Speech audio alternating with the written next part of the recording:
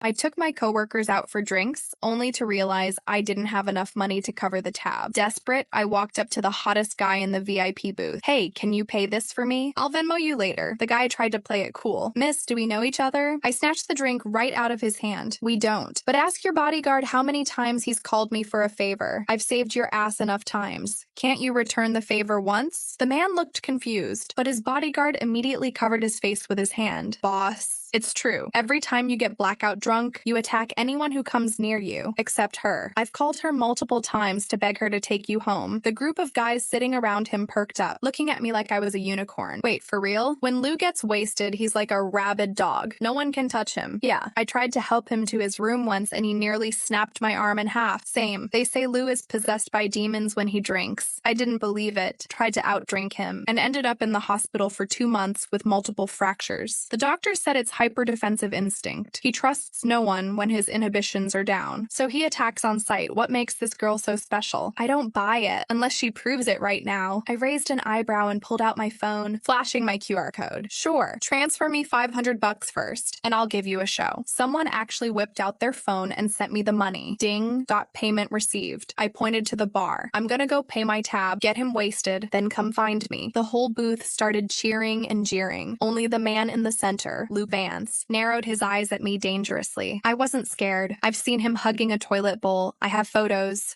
Look at him now, sitting there like a king in his VIP booth. All elegant and refined. A total fraud. I'd already seen him at his worst. I paid the bill and sent my coworkers home. Then I walked back to the booth. Hey, I took the $500. I had to deliver the show. Luke's friends were trying their hardest to pour drinks down his throat, but Luke wasn't having it. He grabbed my wrist, dragged me out of the club, and shoved me into his Maybach. Slam. The door shut so hard the car shook, like a shaken soda bottle finally popping its cap. I rubbed my nose. "Hey, it's not my fault you only trust me when you're drunk. It's annoying for me too, you know?" It all started 6 months ago. I was leaving work late when I saw a guy sprawled out in the middle of the street, using a city bike as a blanket. It was hilarious. Being terminally online, I had to take a video, but when I got closer, damn, what a face. Too bad he was wasted, reeking of alcohol. He was muttering about being thirsty. I took out my water bottle and poured him a cup. He was surprisingly obedient, gulping it down. I tried to wake him up. "Hey, you can't sleep on the street? Where's your phone?" "I'll call your friends." He ignored me, snoozing away on the asphalt. I had no choice but to pat him down. Found his legs were incredibly long, like model long. I found his phone, unlocked it with Face ID, easy when they're asleep, and FaceTimed you the first contact on his list. I pointed the camera at his face. "Hello? This phone's owner is sleeping on the street. If you're his friend, come get him." The guy on the other end didn't even ask for a location. He just screamed, "Back away from him. 5 feet now." I thought he was worried I was going to rob the hot guy. I scoffed. "Relax. I'm not interested in drunks. I'm sending you the location. Hurry up." The guy yelled again. "Do not ignore me. Unless you want to die?" Psycho. I hung up. Then I sat on the curb to guard the guy. He decided my thigh was a better pillow than the bike. He slept like a baby under the moonlight. 10 minutes later, the friend arrived and looked at us like he was seeing a ghost. I swore. Look, I didn't touch him inappropriately. As soon as I spoke, the guy shifted. He wrapped his arms around my waist and buried his face in my stomach. Treating me like a body pillow, I couldn't pry him off. I pulled his ear. "Hey, wake up. Your friend is here. Let go." He didn't budge. I looked at the friend. "Help me out here." I can't move his arms. The friend stood 5 feet away, refusing to move. I was pissed. "Why are you just standing there?" He said, "I don't want to die." Me what? The guy explained he wasn't a friend, but a bodyguard. He pulled his car up, parking exactly 5 feet away. "You have to get him into the car." "Are you sick? He's your boss, not mine. I called you out of the goodness of my heart, and now I have to do the heavy lifting." The bodyguard refused to help. He stood there with his arms crossed. I was furious. I took it out on the drunk guy, dragging him like a sack of potatoes. The bodyguard, probably afraid I'd damage the merchandise, finally stepped forward to help. Suddenly, the man who was dead to the world sprang up. Faster than I could blink, he pulled a Swiss Army knife from his belt. He shoved me behind him and slashed at the bodyguard in one fluid motion. The speed, the aggression. If the bodyguard hadn't dodged, there would have been blood. I stared, jaw on the floor. What the hell? The bodyguard was back at the 5-foot mark, smiling awkwardly. "See? That's why I didn't help. When the boss is drunk, no one can get close. His defense mechanism is extreme." I touched my neck instinctively. "Okay, I'm out." But the drunk guy just put the knife away and rested his heavy head on my shoulder, falling back asleep. Me. The bodyguard was baffled. "You are the only person I've ever seen get close to him when he's like this. Are you blind?" He's leaning leaning on me. I wanted to cry, so what do? You have to put him in the car and drive him home. Can you drive? Ideally, yes. In practice, maybe. Please. Are you guys pranking me? Why only me? What about his parents? His parents died a long time ago. He only has a grandfather, and even he can't get close. This was insane. I had to use every ounce of strength to wrestle a 6'2" man into a car and then drive him home. Afterward, the bodyguard added me on WeChat saying he might need me again. Get lost. Never again. He transferred me $5,000. I immediately typed back, my pleasure. Call me anytime, but this is the rate every time. 2 weeks later, late at night, the bodyguard sent me $5,000. Miss Lynn, emergency, please come. Location. Sent. I followed the GPS to the most exclusive club in the city. I opened the door to the VIP room and saw several powerful-looking men knocked out cold on the floor. Paramedics arrived and wheeled them all out. The only one left was Luke Vance, holding his Swiss Army knife, backed into a corner, eyes bloodshot, and scanning the room for threats. Honestly, he looked like a demon ready to kill. I didn't dare approach him. My legs were shaking. I tried to return the money. No, can't do it. The bodyguard immediately sent another $50,000. Understood, danger pay. Is this enough? I didn't mean that, but 50 grand. I'm just a corporate slave. I cannot say no to 50 grand. So I walked up to him, gently patted his shoulder. Hey, don't kill me. Put the knife down. I really didn't expect him to listen. He looked at me with blurry eyes for a long moment, then folded the knife away. Then he swayed and collapsed right into my arms. Oof, he was heavy. I lost my balance and we both went down. Luckily, right before we hit the floor, he twisted his body and became a human cushion. I landed softly on top of him.